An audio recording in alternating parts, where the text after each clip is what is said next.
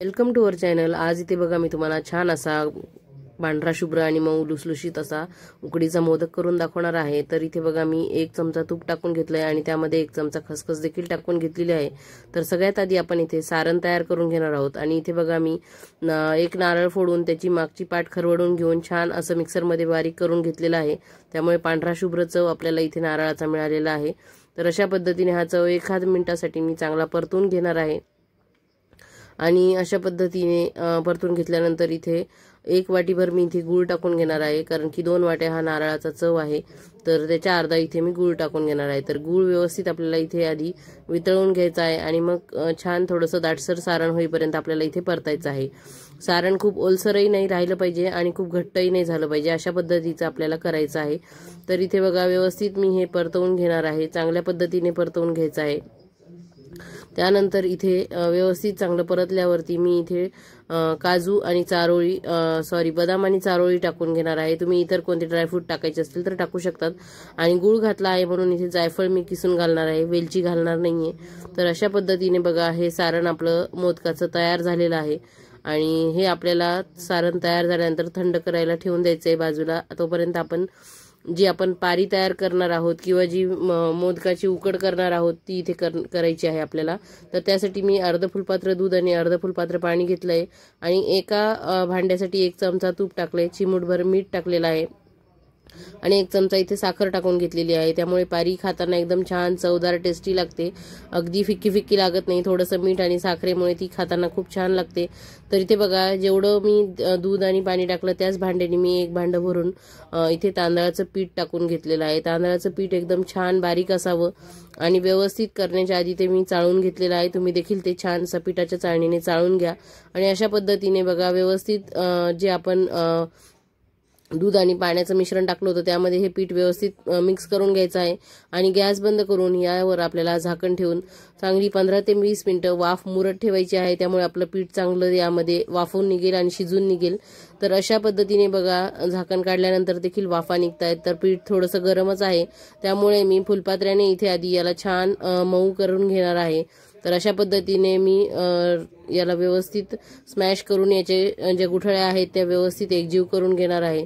तर रेसिपी साधी सोपीच आहे। मला काही जास्त उकडीचे मोदक करण्याची सवय नाहीये, पण आता मुलांना खायचं म्हणल्यावर आईला प्रयत्न तर करावेच लागतील ना, त्यामुळे माझे हे प्रयत्न चालू आहेत की मला तो चांगला जमावा आणि जो काही माझा प्रयत्न आहे त्याचाच व्हिडिओ मी तुम्हाला इथे शेअर करत आहे। तर थोडाफार जर चुकला असेल तर थोडं समजून घ्या। प्रॅक्टिस करून करून मी देखील याची व्यवस्थित रेसिपी करण्याचा नक्की प्रयत्न करेल।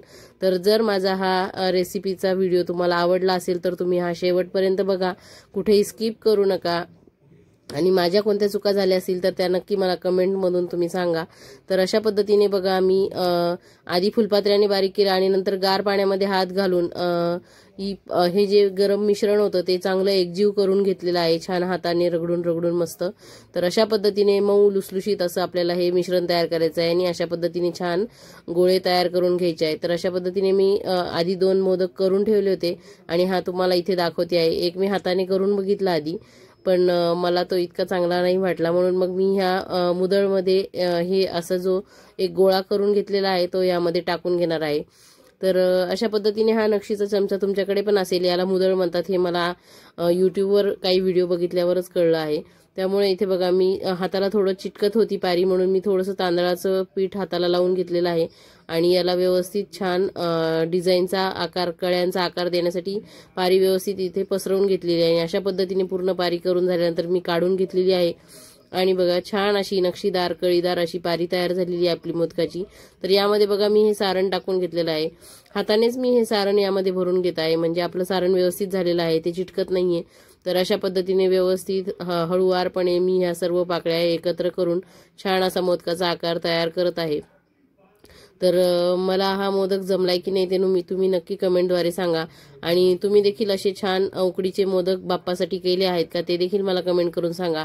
आणि तुमच्याकडे जास्त उकडीचे मोदक केले जातात की तळणीचे ते देखील मला कमेंट करून सांगा। तर बघा जमलाय का मला मोदक, मी साच्याचा वापर करून केलाय त्यामुळे थोडाफार जमलाय असं तरी वाटतंय मला। बघा किती छान कळ्या पडल्यात आणि याच्या कळ्या अजून छान उठावदार दिसण्यासाठी मी चमच्याच्या मागच्या साईडने यांना छान असं बघा व्यवस्थित आखीव रेखीव अशा ह्या कळ्या दिसण्यासाठी अशा पद्धतीने याला करून घेत आहे। तर तुम्हाला ही पद्धत माहिती आहे का हे देखील मला सांगा, आणि कसा वाटला माझा हा मोदक ते देखील मला कमेंट करून सांगा। तर जमलाय का मला, तर माझ्या मुलांना आवडतील असं तरी मला वाटतंय। तर बघा असं छान मोदक झालेला आहे, आणि हे सर्व मोदक तयार करत असताना मी स्टीमरमध्ये पाणी ठेवलं होतं आणि या जाळीला तूप लावून ठेवलेलं आहे। तुम्ही इथे केळीचं पान देखील वापरू शकतात, माझ्याकडे अवेलेबल नव्हतं म्हणून मी फक्त डायरेक्ट या चाळणीवर तूप लावून ठेवत आहे। तर अशा पद्धतीने मी एवढे मोदक आधी तयार करून घेतलेले आहेत आणि ते वाफवून घेणार आहे। आणि हा जो मधला मोदक आहे तो मी हाताने पारी तयार करून केलेला आहे, कसा दिसतोय तो। तर इथे बघा झाकण ठेवून याला देखील मी 10 ते 15 मिनिटं छान वाफ काढून घेणार आहे। आणि वाफ काढल्यानंतर बघा किती छान पांढरा शुभ्र मऊ लुसलुशीत असा मोदक तयार झालेला आहे। आणि माझ्याकडे केशर अवेलेबल नव्हतं म्हणून मी इथे थोडासा मोदकांच्या टोकांना फूड कलर लावून घेतलेला आहे। तर अशा पद्धतीने बघा मी हे छान बाप्पासाठी मोदक तयार केलेले आहेत। तर मला तर छान वाटतायत, तुम्हाला कसे वाटतायत ते देखील मला सांगा। आणि याच्यावर मस्त गरम गरम मोदक आहे तर त्यावर मी साजूक तूप टाकून घेणार आहे, आणि मस्त हे गरम गरम मोदक छान लागतात खायला। आणि हे केल्यानंतर मी माझ्या मुलांना देणार आहे। तर त्याआधी बाप्पाची आरती करणार, नैवेद्य करणार व्यवस्थित, आणि मग मुलांना खायला देणार आहे। तर अशा पद्धतीने हे मोदक तयार झाले। यातला एक बघा मी तुम्हाला हाताने केलेला दाखवते, बघा कसा झालाय। याच्या मला कळ्या नीट नाही वाटत झालेल्या, पण करण्याचा प्रयत्न केलेला आहे। तर इथे बघा मी हा एक मोदक तुम्हाला छान दाखवते जवळून, किती सुंदर अशा कळ्या पडलेल्या आहेत साच्यामुळे। तर अशा पद्धतीने तुम्ही देखील ट्राय करून बघा जर तुम्हाला जमत नसतील तर। आणि इथे बघा एक मोदक मी तुम्हाला फोडून दाखवते। तर बघा छान मऊ लुसलुशीत पांढरा शुभ्र असा मोदक झालाय, सारण देखील खूप छान झालेला आहे। तर अशा पद्धतीने तुम्हाला जर करायचं असेल तर माझा व्हिडिओ बघा आणि चॅनलला लाईक शेअर सबस्क्राईब करा। थँक्यू, धन्यवाद।